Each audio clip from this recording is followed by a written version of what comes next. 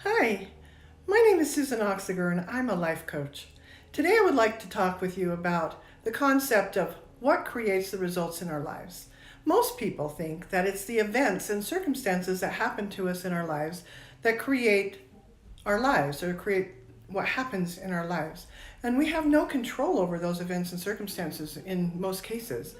And so that's a very disempowering thought that we're just going to be subject to everything that happens to us.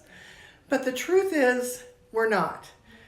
We have power over how we experience our lives.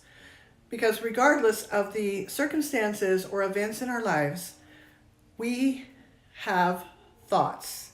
And it's our thoughts about those circumstances and events that actually create the results. Because a thought creates a feeling and an emotion in our bodies. And that emotion and thought work together to create an action that we do or don't do, and that creates our result. And if you have a result that you don't like, then you should change your thinking.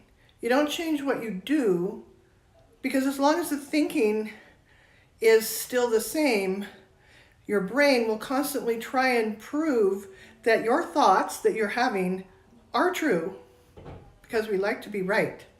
So if the brain is working to prove it, it works against us, even if we're trying to change our actions.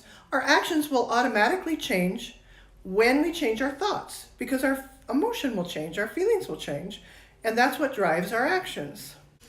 If you want to know more about what we've been talking about today in more detail, or you want help with any of your life's challenges, I'd be happy to work with you.